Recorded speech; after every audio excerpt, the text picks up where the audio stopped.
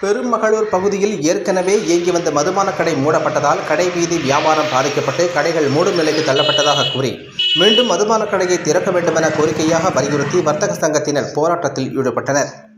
தஞ்சாவூர் மாவட்டம் பேராவூரணி அருகே உள்ள பெருமகளூர் பேரூராட்சி பகுதியில் அரசு மதுபான கடையை மீண்டும் திறக்க வேண்டும், காவல் நிலையம் அமைக்க வேண்டும், மீண்டும் பத்திரப்பதிவு அலுவலகத்தை திறக்க வேண்டும், மின்சார வாரிய அலுவலகத்திற்கு நிரந்தர கட்டடம் அமைக்க வேண்டும், அரசு ஆரம்ப சுகாதார நிலையத்தை தரம் உயர்த்த வேண்டும், பெருமகளூர் முதன்மை சாலையில் ஃபேவர் பிளாக் அமைத்து தர வேண்டும், பேராவூரணியில் இருந்து ராமேஸ்வரம் செல்லும் பேருந்தை மீண்டும் பெருமகளூர் வழியாக இயக்க வேண்டும் உள்ளிட்ட கோரிக்கைகளை வலியுறுத்தி பெருமகளூர் வர்த்தக சங்கம் மற்றும் பொதுமக்கள் சார்பில் கடையடைப்பு போராட்டம், சாலை மறியல் மற்றும் ஆர்ப்பாட்டம் வர்த்தக சங்க தலைவர் ஐயப்பன் தலைமையிலும் செயலாளர் தண்டாயுதபாணி, பொருளாளர் ராமச்சந்திரன், கருப்பையா மற்றும் வர்த்தக சங்க உறுப்பினர்கள் முன்னிலையில் நடைபெற்றது.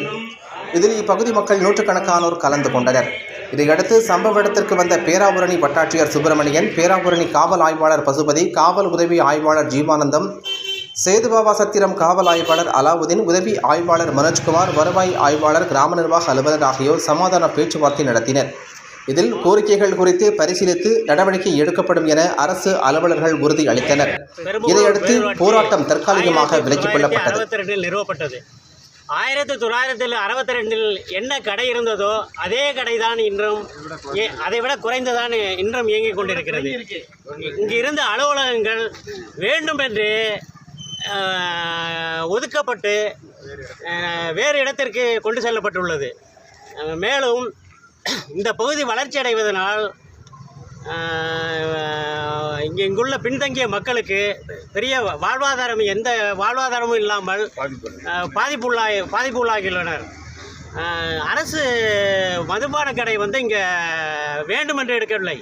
ஒரு கட்சியின் தனிப்பட்ட 4 நபர்களுக்காக இங்கே புறக்கணிக்கப்படுகிறது. ஒரு நாளைக்கு 2 லட்சம் ரூபாய்க்கு வியாபாரம் நடத்திக்கிட்டு இருக்கீங்க அரசு பர்மிஷன் இல்லாமல்.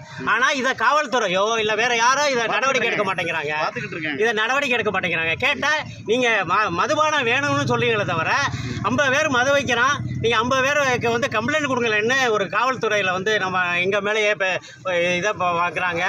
நீங்கள் மீண்டும் நாங்கள் காவல்துறை இங்கே மதுக்கடை திறந்தால் கம்யூனிஸ்ட்காரங்களை விட்டு இதை போராட்டம் நடத்துவோம்லாம் ஒரு காவல்துறை அதிகாரி இருக்காரு.